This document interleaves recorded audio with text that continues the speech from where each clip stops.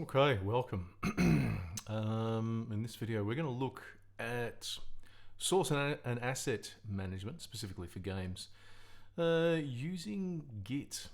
So, if we kind of consider creating games and how many developers there are in the creators of a game, we can have a hell of a lot of people working on a particular game.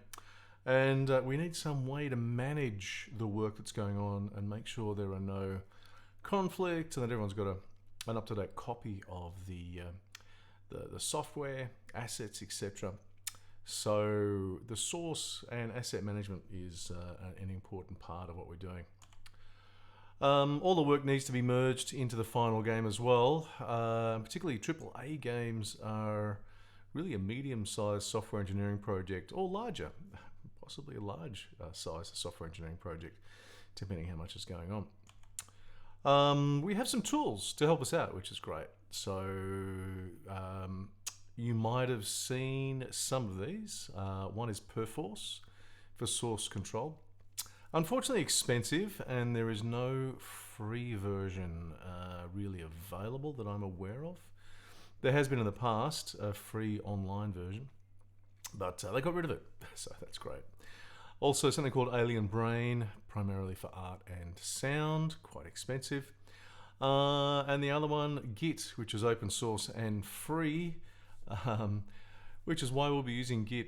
Now, I wish I could say that Git was the ideal solution. It is not. I'll say straight up, Git is not the ideal solution, particularly for a multi sort of talented development team, even a small team. Git was developed by the same guy who developed Linux, Linus Torvalds, and it is specifically designed as a tool to support programmers.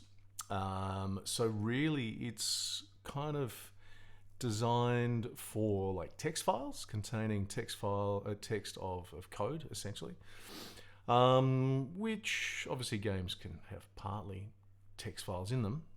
Code files in them, but games also include quite large asset files as well. And Git doesn't very easily handle these large files in a particularly great way. So some of the other drawbacks as well are that because it's created by the programming community for the programming community, it's not very user friendly. It's not user friendly, particularly for artists and designers. And you know, there are issues where, particularly when artists and designers are doing things like committing assets, somehow, in my experience, quite often they can create conflict, which is can be a real headache. So be aware.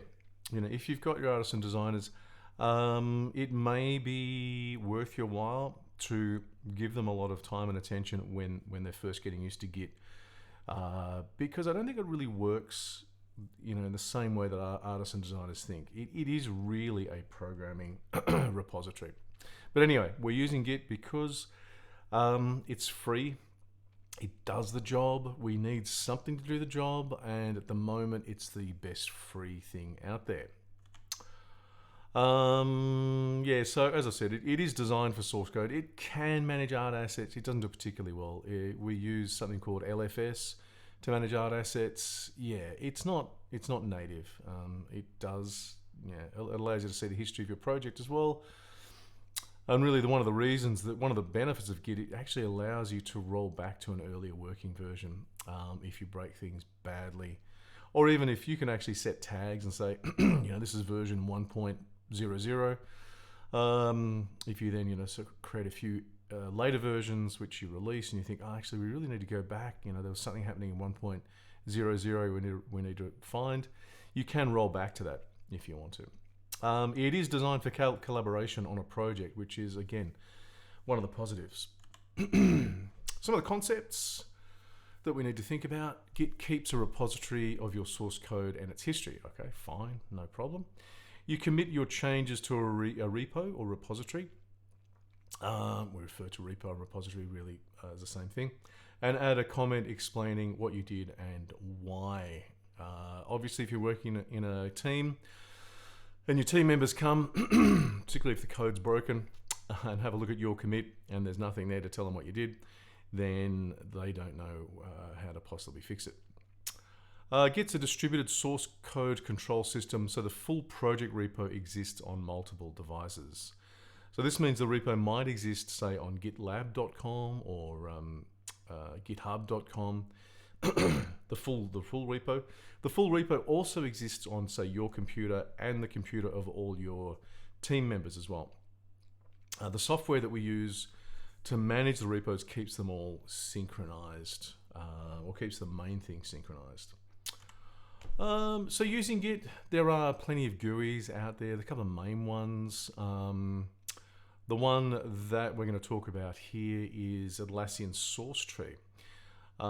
It's pretty straightforward. It certainly makes it easier for, again, artists and designers to use Git. But it's still not what I would say a user-friendly system.